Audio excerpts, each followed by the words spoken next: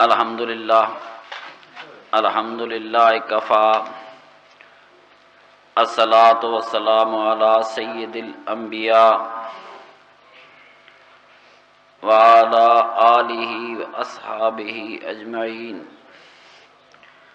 اما بعد فاعوذ باللہ من الشیطان الرجیم بسم اللہ الرحمن الرحیم ان الصفا والمروۃ من شعائر اللہ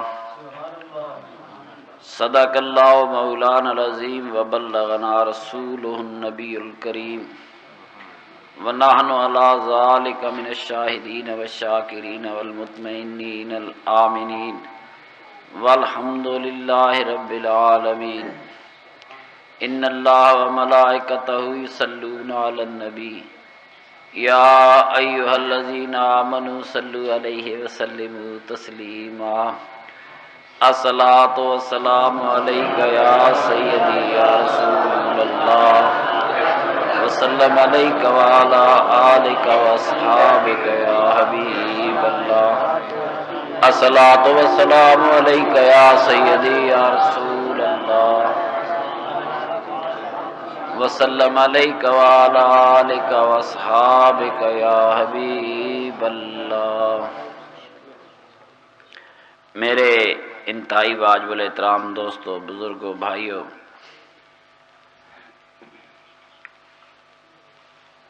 یہ حج کا مہینہ ہے۔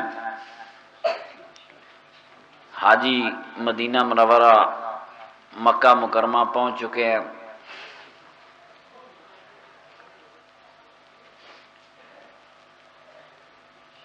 حرم میں مکہ مکرمہ میں مدینہ منورہ میں بڑی رونقیں ہوں گی۔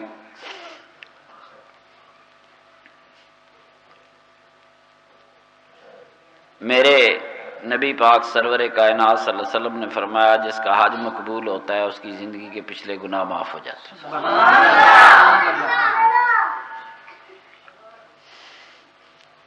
دوستو، اسلام میں جو فرض سب سے آخر میں فرض ہوا وہ حج تھا۔ نبی پاک صلی اللہ علیہ وسلم کی بعثت کی حیات مبارکہ کے 23 سال ہیں، 23 ان 23 برسوں میں جو سب سے آخر میں 9 ہجری یعنی آپ یوں سمجھیں 21 برس کے بعد میرے آقا کی بعثت کے جو فرض آیا عطا ہوا وہ حج کا تھا۔ آخر تک میرے آقا کی بالکل وہ آخری دور ہے۔ میرے آقا نے 9 ہجری حج فرض ہوا، 10 ہجری میں میرے آقا نے حج کیا اور 3 مہینے بعد میرے آقا دنیا سے تشریف لے گئے۔ ایک ہی حج کیا نبی پاک صلی اللہ علیہ وسلم نے، اسے محبت سے حجۃ الوداع کہہ دیتے ہیں۔ حقیقت میں یہ واحد حج ہے جو میرے آقا میرے سرور کائنات نے اسلام آنے کے بعد کیا۔ 9 ہجری میں جب حج فرض ہوا تو میرے آقا نے سیدنا صدیق اکبر کو حج کا لیڈر بنا کر مسلمانوں کا قافلہ بھیجا مکے حج کرنے۔ یہ پہلا قافلہ تھا۔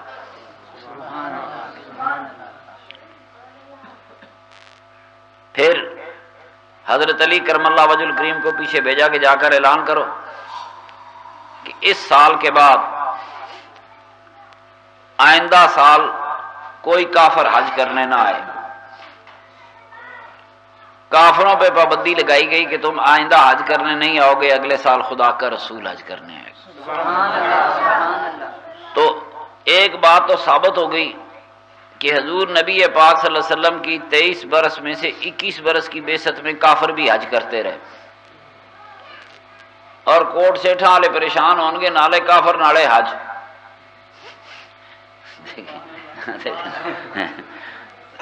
عقل کی بات ہے کہ ہم حج کریں تو ہمارے سارے گناہ معاف ہوتے،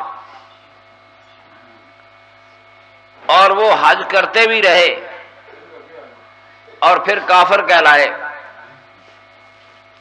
تو معلوم ہوا کہ وہ حج کیوں کرتے تھے۔ ایک بات سننے والی ہے، عرب حج کیوں کرتے تھے، کس کو راضی کرنے کے لیے کرتے تھے؟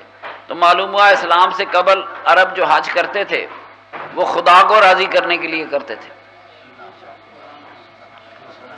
ہم بھی خدا کو راضی کرنے کے لیے حج کرتے ہیں، حج بھی کرتے تھے، خدا کو راضی بھی کرتے تھے، مینا بھی جاتے تھے، عرفات بھی جاتے تھے، مزدلفہ بھی جاتے تھے، کعبے کا طواف بھی کرتے تھے، صفا مروہ کی سعی بھی کرتے تھے۔ یہ سارا کام کون کرتے تھے؟ کو کافر کرتے تھے۔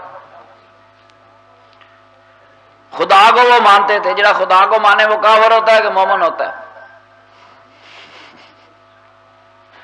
اگر خدا کو نہ مانتے تو حج کیوں کرتے؟ خدا کو وحدہ لا شریک جان کر ہی وہ حج کرتے تھے۔ عرب ہی حج کے موجد ہیں۔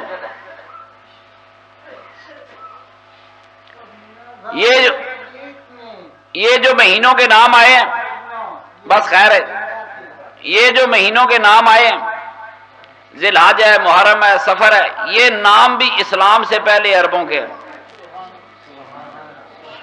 حج کا مہینہ ہوتا تھا تو حج ہوتا تھا۔ 4 مہینے عرب جو تھے وہ اپنی لڑائیاں بند کر دیتے تھے، جنگ بند کر دیتے تھے۔ یہاں 2 بندے لڑ رہے ہوں، جتنا مرضی کہو عید نہ لڑو، لڑ پہ۔ عربوں میں اتنی جرت تھی، وہ قومیں لڑتی تھی، مگر جب حج کے دن آتے تھے تو جنگیں بند کر دیتے تھے۔ 4 مہینے لڑتے نہیں تھے کہ حاجی آرام سے جائیں، حاجی آرام سے حج کریں۔ یہ بہت بڑی بات ہے، کوئی آدمی اللہ کی رضا کے لیے لڑائی چھوڑ دے، جنگ چھوڑ دے، حج کے لیے چھوڑ دے، تو خدا کی رضا کے لیے وہ لڑائیاں بھی بند کر دیتے تھے۔ کون؟ عرب، وہ عرب جو اسلام سے پہلے، میرے آقا سے پہلے مکہ میں آباد تھے۔ تو بھائی حج وہ بھی کرتے تھے، حج ہم بھی کرتے ہیں، وہ حج کر کے بھی کافر کہلائے۔ مسئلہ اڑا کہ نہیں اڑا؟ آپ حج کریں تو حاجی، بہت حج کر رہے ہیں الحاج، اور وہ جو حج کرتے تھے، آپ کو مزے کی بات بتاؤں کہ ہم مسلمان بالکل اسی طرح حج کرتے ہیں جس طرح مکے کے کافر حج کرتے تھے۔ یاد ہے نا، کوئی حج کا فرق ہے؟ حج کا فرق بھی نہیں۔ اسی طرح مینا جانا، عرفات جانا، واپس مزدلفے میں رہنا، پھر واپس آ کر شیطانوں کو کنکریاں مارنا، کعبے کا طواف کرنا، صفا مروہ کی سعی کرنی، یہ سارے کے سارے کام مکے والے اسلام سے پہلے کرتے تھے۔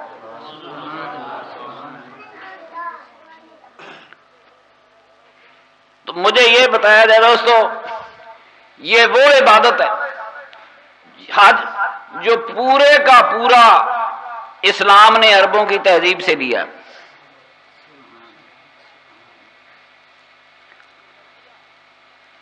یہ تلبیہ امام مالک روایت لاتے ہیں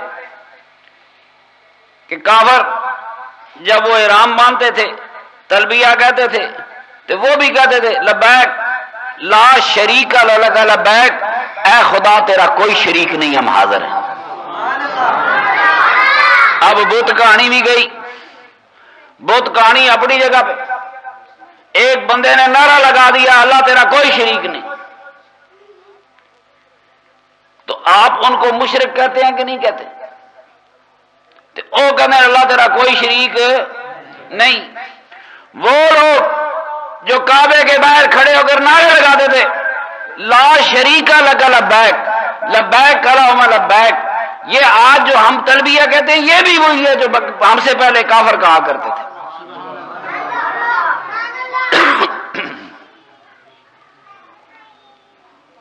دیکھیں نا دوستو، جب نبی پاک صلی اللہ علیہ وسلم نے صدیق اکبر کو حج کرنے بھیجا تو آخر مسلمانوں کا ایک طریقہ بنتا تھا میرے آقا صدیق اکبر کو سمجھا دے کہ دیکھیں صدیق اکبر کافر ایسے حج کرتے ہیں، تم ایسے حج کرنا، سمجھانا بنتا تھا کہ نہیں؟ مگر اسلام نے کوئی تبدیلی نہیں کی، ایک حدیث اس مقام پر نہیں ہے۔ صدیق اکبر بھی گئے تو وہی حج کیا جو ان سے سینکڑوں سال پہلے سے حج ہو رہا تھا۔ اسلام نے اس میں تبدیلی نہ عمرے میں تبدیلی کی، نہ حج میں تبدیلی کی۔ تو میرے محترم دوستو، وہ لوگ میرے آقا کے آباء و اجداد ہی حج کے انچارج تھے۔ صرف ایک فرق ہے، ان کے عربوں کے حج میں ہمارے حج میں ایک فرق ہے، اور وہ فرق یہ ہے کہ عربوں کے حج میں میرے آقا کے آباء و اجداد لوگوں کو کرائے پر چادریں دیا کرتے تھے حج کرنے کے لیے، جنہیں احرام کہتے ہیں۔ پہلے یہ کمائی بھی مکے والے کھاتے تھے، وہ کسی آدمی کو اپنے لباس میں حج نہیں کرنے دیتے تھے کہ ہماری چادریں لو اور کرایہ دو۔ کو بزرگوں سمجھ آ گئی؟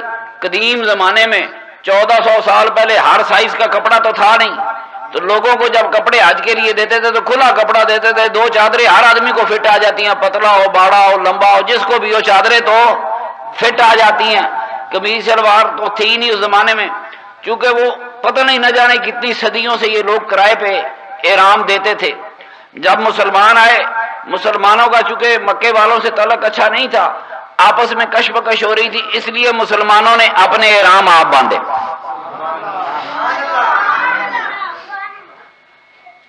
اخبار پڑھو گے، احرامات مولوی لکھن گے، پڑھتے ہوتے نا آج دے دن اخبار آنے کہتے ہیں دیکھو جی، دیکھیں جی، یہ لوگوں نے سفید احرام باندھ لیے، لوگوں نے کفن پہن لیے، لوگ اپنے گناہوں کا کفارہ کرنے نکلے۔ یہ کفن کی کہانی نہیں، احرام کی کہانی نہیں، یہ عرب تہذیب کی کہانی ہے۔ کوئی بندہ اسلام کے متعلق بھی سچی بات اس ملک میں نہیں کہتا۔ یہ تو عرب کرایہ لیتے تھے، اور اس زمانے میں ہر سائز کے کپڑے باندھ نہیں سکتے تھے، تو وہ اس سائز سے بچنے کے لیے انہوں نے لوگوں کو 2 چادریں کرائے پہ دینی شروع کی۔ تو احرام اسلام سے پہلے باندھے جاتے تھے، حج کرنے کے لیے باندھے جاتے تھے۔ نہ جانے سینکڑوں سال پہلے کب سے یہ حج شروع ہوا، اور جب سے یہ حج شروع ہوا، یہ میرے آقا کے آباء و اجداد لوگوں کو کرائے پر کپڑے دیتے تھے، اور ظاہر ہے ہر سائز کا کپڑا نہیں سیا جا سکتا، آج بھی نہیں ہو سکتا، تو وہ 2 چادریں بنواتے تھے کہ ان 2 چادروں میں تم حج کرو۔ اور آج بھی ہم 2 چادروں میں حج کرتے ہیں۔ تو میرے دوستو، ایک لمحہ ہے کہ نہیں ہے، پریشانی ہے کہ نہیں کہ ہم ان لوگوں کو کافر کہتے ہیں، معاذ اللہ خدا کو وہ مانتے تھے۔ دیکھیں، پاکستان کا ہر مولوی کہتا ہے کہ جو بندہ مسجد بنائے گا اس کا جنت میں گھر بنے گا۔ کوٹ سیٹھا میں مسجد بناؤ تو جنت میں گھر بنتا ہے، تو جو لوگ گرا ہوا کعبہ چڑھاتے رہے، جو خدا کا گھر چڑھاتے رہے، انہیں آپ کافر کہتے ہیں۔ کوٹ سیٹھا میں مسجد بنائے تو جنتی ہے، تو کعبہ بنانے والے دوست کی ہیں؟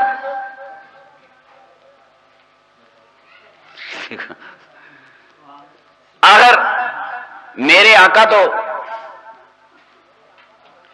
570 عیسوی میں آئے، اس سے سینکڑوں سال پہلے میرے آقا سے پہلے عربوں نے کعبے کو سنبھالا ہے نا، کعبے کو آباد رکھا ہے نا۔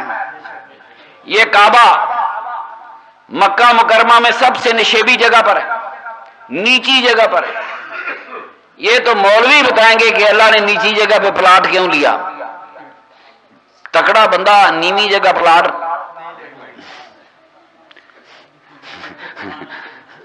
سارے مکے میں سب سے نیچی جگہ جو ہے وہ کعبہ ہے۔